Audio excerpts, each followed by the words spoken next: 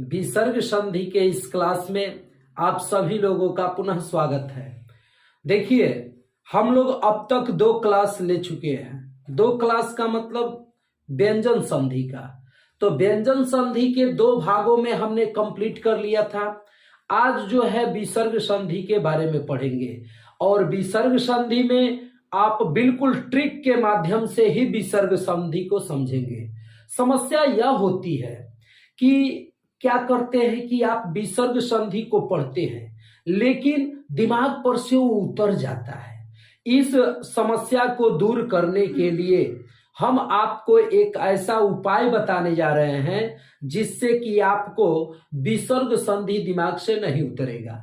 इसके लिए करना क्या है, चूंकि आप जानते हैं कि हिंदी में विसर्ग संधि का भी कोई प्रकार नहीं होता। संस्कृत में प्रकार होता है लेकिन हिंदी में उसका प्रकार नहीं होता, वो नियम पर चलता है।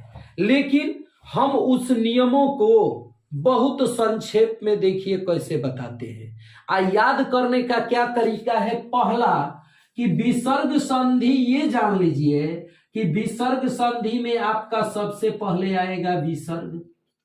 विसर्ग का सिंबल आप जानते ही हैं। और विसर्ग के बाद या तो स्वर आए या तो व्यंजन आए, स्वर आए या तो व्यंजन आए।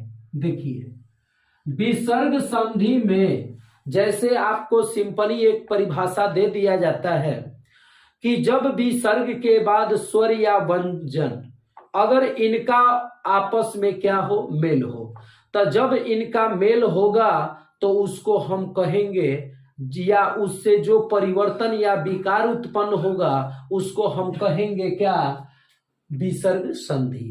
तो आइए, यहां पर तो आपका क्लियर हो गया कि विसर्ग के बाद स्वर या व्यंजन आएगा।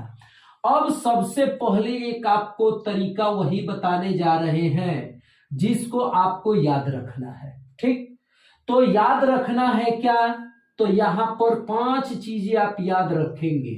ओ, र हलंत, इसके बाद तालव्य स हलंत, इसके बाद मूर्धा स हलंत, इसके बाद दंती स हलंत। देखिए, अगर आपको विसर्ग संधि याद रखना है तो विसर्ग संधि को याद रखने से पहले यह भी आपको याद रखना है, ओ, र, तालव्य स, मूर्धा स, दंती स। अगर ये 5 आपको याद हो गया तो कहा जाता है ना, कर लो दुनिया मुट्ठी में, तो ये 5 कर देगा आपको विसर्ग को मुट्ठी में। आज जब ये 5 से आपका विसर्ग मुट्ठी में हो जाएगा ना, उसके बाद जो इधर उधर होगा उसको देख लिया जाएगा। लेकिन सबसे पहले आपको मुट्ठी में कर लेना है ओ, र हलंत, तालव्य स, मूर्धा स, दंती स। ठीक, तो चलिए इन 5 पर एक एक नियम बता रहे हैं। जैसे आप कह दिए इसमें नियम नंबर 1। नियम नंबर 1 देखिए, सबसे पहली समस्या आती है कि भाई कब ओ होगा, तो कब ओ होगा तो थोड़ा देखिए आपका शॉर्टकट तरीका। जैसे आप विसर्ग संधि पढ़ रहे हैं तो विसर्ग रहेगा ही। जब विसर्ग के पहले क्या आ जाए, स्वर अ आ जाए, और विसर्ग के बाद सघोष आ जाए। देखिए सघोष का कमाल। ठीक, विसर्ग के पहले अ आ जाए और विसर्ग के बाद क्या आ जाए, सघोष आ जाए। तो आप जानते हैं ना, सघोष तो हम वर्णमाला से लेकर व्यंजन से लेकर अब तक बता रहे हैं कि सघोष में क्या आता है। तो सघोष में आप जान चुके हैं, वर्ग का तीसरा, चौथा, पांचवा, वर्ग का तीसरा, चौथा, पांचवा, उसके बाद आपका य, र, ल, व, ह, और इसके बाद आपका स्वर। स्वर देखिए, ये आपका जो है आ जाता है सघोष में। सघोष आप जान भी चुके हैं, एक बार और जान लीजिए और विस्तार से हमारे वर्णमाला में पढ़ लीजिएगा जो लोग नहीं जानते हैं। तो यहां पर तीसरा, चौथा, पांचवा, तीसरा का मतलब जब गढ़ द, इसका है घड़ ध स। यहां पर यम, अंग अड़ नम, ये आपका जो है पांचवा है। तो तीसरा, चौथा, पांचवा जो कि व्यंजन में बताए थे, तीसरा वर्ण, चौथा वर्ण और पांचवा, तो ये जितने वर्ण हैं उनको एक शब्द में क्या कहते हैं? सघोष। तो देखिए कितना बढ़िया ट्रिक है। विसर्ग के पहले अ आए, अब विसर्ग के बाद क्या आए? सघोष आए, तो तुरंत विसर्ग किसमें डुबकी लगा देता है? ओ में। देखिए तो यहां पर तुरंत डुबकी लगा देगा, विसर्ग किसमें बदल जाएगा? ओ में बदल जाएगा। ठीक, तो जब ओ में बदल जाएगा तो देखिए ये नियम इतने ही में आसान है कि नहीं है? पहला चीज की ओ, तो ओ के लिए आप क्या कहेंगे कि जब विसर्ग के बाद सघोष आए और विसर्ग से पहले ओ आए तो विसर्ग किसमें बदल जाता है? ओ में हो जाता है। और जब नियम दिमाग में प्रवेश कर जाएगा ना, तो आप समझिए कि उदाहरण तो हम एक बताएंगे तो आपके दिमागवा में कोई कोई घूमेगा, आप हमसे कह नहीं पाएंगे लेकिन दिमाग में उछल मारेगा। तो यहां पर देखिए थोड़ा सा उदाहरण की तरफ चलते हैं। ठीक, जैसे आप कह दिए कि मनः धन ज, हई देखिए मनः धन ज, तो बोलिए मनः में विसर्ग है तो विसर्ग है, टैली कराइए, और यहां पर विसर्ग का टैली विसर्ग से, और नौ में क्या छिपा है बता दीजिए ना। तो नौ में नौ, तो लास्ट में अ है ना, तो देखिए यहां पर अ है। इसके बाद सघोष में ये तीसरा वर्ण है ज, च छ ज, तीसरा है ना। तो अब बताइए जब विसर्ग के बाद सघोष आया है और विसर्ग से पहले ओ आया है, तब विसर्ग किस में बदल जाएगा? ओ में। और जब ओ में बदलेगा तो ये आपका जुड़ करके हो जाएगा क्या? मनोज। मनः धन ज बराबर मनोज। इसी प्रकार और आइए, जैसे आप कहते हैं मनः धन योग, क्या कहते हैं? मनः धन योग, बोलिए मनः धन योग। तब विसर्ग है तो विसर्ग है, ये है, य है तो देखिए ना है का य है, तो अब विसर्ग किस में बदलेगा? ओ में, ओ में बदलेगा तो क्या हो जाएगा? मनोयोग, मनोयोग। ठीक, इसी प्रकार देखिए और भी उदाहरण आते हैं। जैसे आपने कह दिया कि तपह धन धन, तपह धन प्लस धन, तो यहां पर देखिए वही ध कौन सा अक्षर है? तो त थ द ध, ये चौथा वर्ण है। ये विसर्ग से पहले अ आया है कि नहीं? मतलब प में क्या छिपा है? अ, प, तो प में अ छिपा है, तो विसर्ग के पहले अ आया, विसर्ग के बाद क्या आया है? ध आया, तो विसर्ग ओ में बदल जाएगा तो क्या हो जाएगा? तपोधन, तपोधन, है कि नहीं है? इसी प्रकार आपके कई उदाहरण आते हैं। आप कहेंगे मनः धन हर, मनः धन हर, तो मनः धन हर बराबर मनोहर, मनोहर। तो बस आपको यही नियम याद रखना है, और जैसे आप नियम याद रखेंगे धीरे धीरे उदाहरण क्या होते जाएंगे? आसान होते जाएंगे, सब कुछ समझ में आता जाएगा। जैसे आप कह दें कि इस पर एक दो और उदाहरण आपको दे दे, यशः धन दा, यशः धन दा, देखिए तो यशः धन दा, अब तो बुझिए गए होंगे कि यशः धन दा, तब विसर्ग के बाद द आया है, तो द किस में आएगा? तो त थ द, तीसरा अक्षर है, और तीसरा वर्ण है, विसर्ग के पहले अ है, तो विसर्ग तुरंत किस में बदल जाएगा? तो विसर्ग बदल जाएगा ओ में, तो हो जाएगा यशः धन दा बराबर यशोदा। क्या बात है, तो यहां पर यशोदा हो जाएगा। तो ये बताइए आपको अब ये बात समझ में आ गई है कि नहीं? अब करना क्या है कि आपको अधिक से अधिक अभ्यास करना है, और अभ्यास के लिए किताबों में तमाम चीजें हैं, लेकिन आपको मैं संक्षेप में नियम समझा दिया और दो चार उदाहरण बता दिया, जिसके आधार पर आप अधिक से अधिक उदाहरणों को क्या करेंगे? प्रैक्टिस करेंगे। आइए अब चलते हैं आगे। ये आपका पहला कंडीशन हो गया। देखिए ओ, ओ पर आधारित हमने क्या किया? नियम बता दिया। अब चलते हैं किस पर, र पर आधारित नियम। तो देखिए करना क्या है, हम क्या कर रहे हैं, थोड़ा क्या मिटा रहे हैं, इस पर ध्यान दीजिएगा। जैसे यहां पर सघोष जस का तस रहेगा, सघोष जस का तस रहेगा, केवल क्या होगा, यही परिवर्तन। यदि विसर्ग से पहले स्वर आ जाए, नियम नंबर दो पर चलिए। यदि स्वर से पहले क्या आ जाए, विसर्ग से पहले स्वर आ जाए, आ स्वर में ओ या आ को छोड़कर, ओ या आ को छोड़कर देखिए यहां पर यही बात समझना है कि विसर्ग से पहले स्वर आए लेकिन ओ या आ को छोड़कर, अब विसर्ग के बाद क्या आए, सघोष आए, तो फिर जो विसर्ग है वह इस बार र हलंत में बदल जाता है।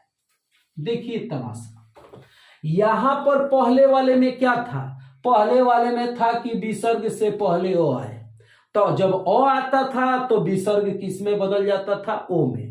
लेकिन अब जो है यदि विसर्ग से पहले स्वर आए और विसर्ग के बाद सघोष आए, ठीक, वो भी ओ आ को छोड़कर, तब विसर्ग र हलंत में बदल जाएगा।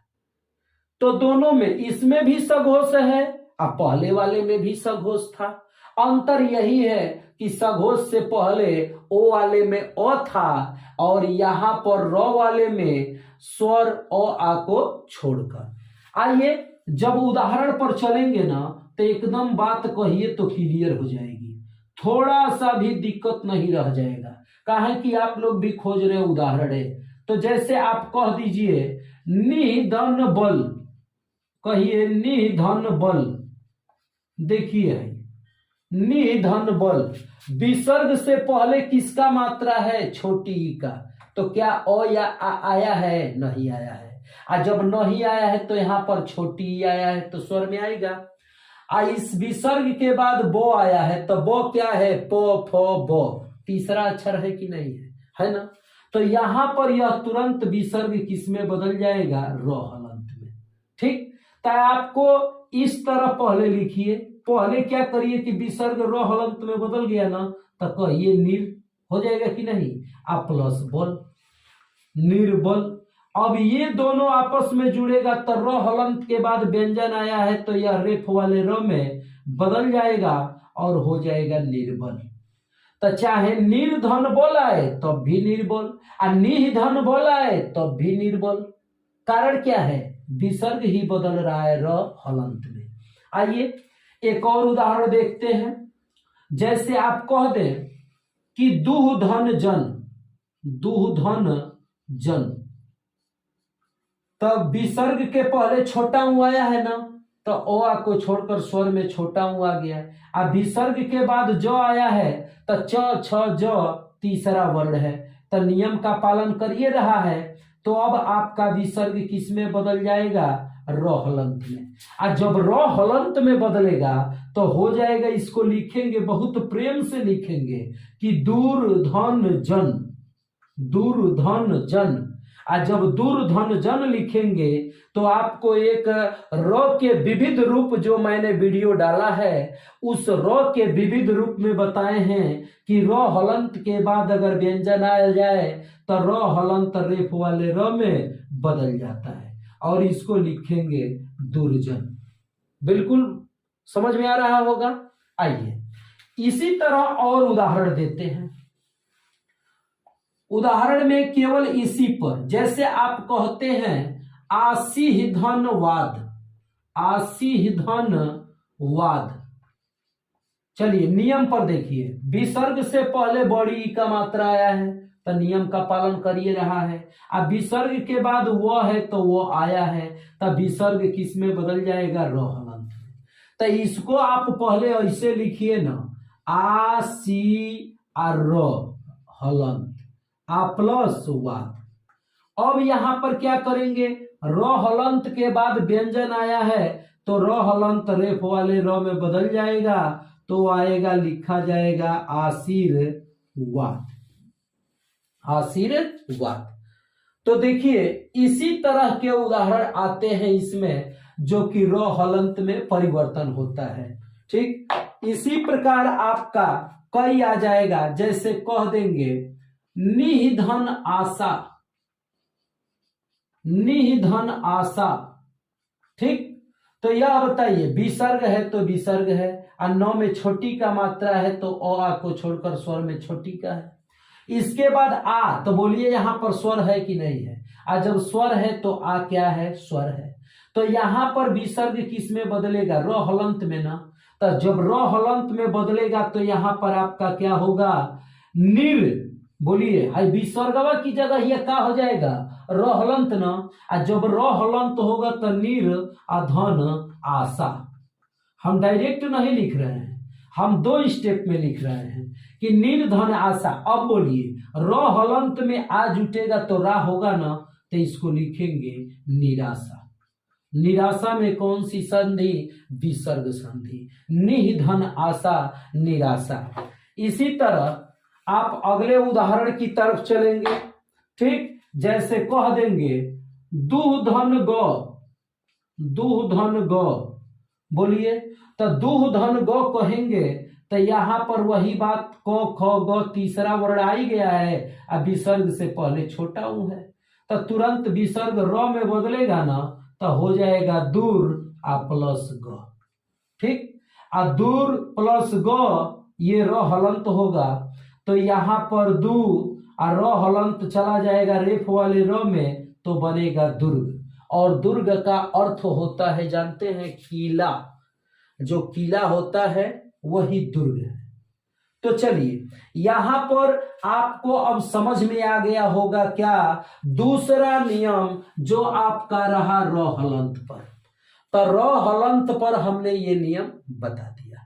देखिए, आप जो भी पढ़ रहे हैं उसको बहुत प्रेम से सुनिए, समझिए और उसको नोट्स करेंगे तो और बेहतर।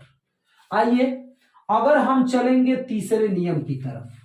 अब हमारा नियम नंबर 3, देखिए नियम नंबर 3 किस पर चलेगा? तालव्य स पर। तो यहां पर भी आप जानते हैं कि पहला चीज विसर्ग, विसर्ग। आप विसर्ग के बाद क्या आए? च या छ आए।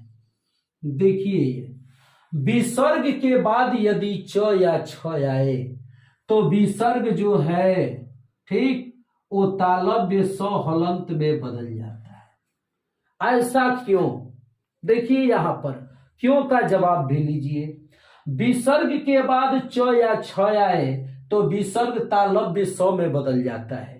कोई है ना जो भूल जाते हैं कि तालव्य स में बदलेगा, कि दंती स में बदलेगा, कि मूर्धा स। तो इस कंफ्यूजन को दूर करने के लिए यहां पर देखिए, च और छ का उच्चारण स्थान बताइए।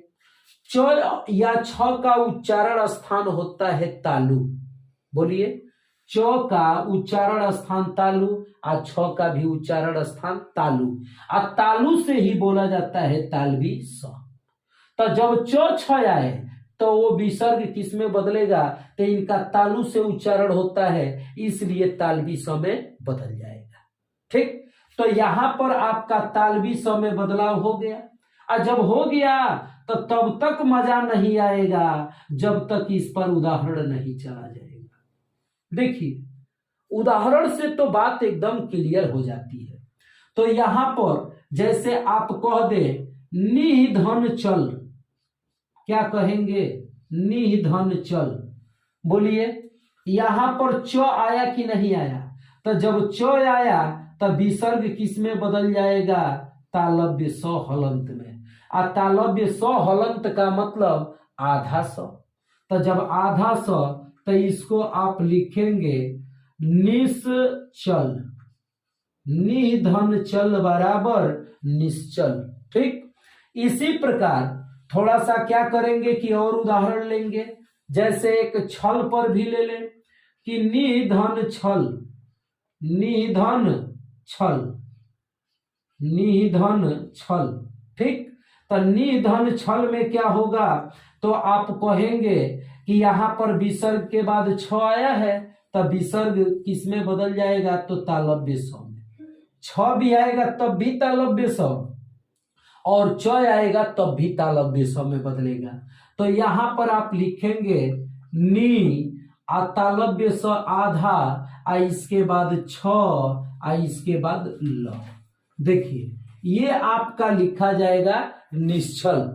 ठीक, तो यहाँ पर आप निह धन छल बराबर निश्चल। तो चलिए ये आपका च और छ पर आधारित नियम। जैसे इसी तरह और भी कहेंगे, क्या कहेंगे, प्रायः प्रायः धन चित्त, प्रायः धन चित्त।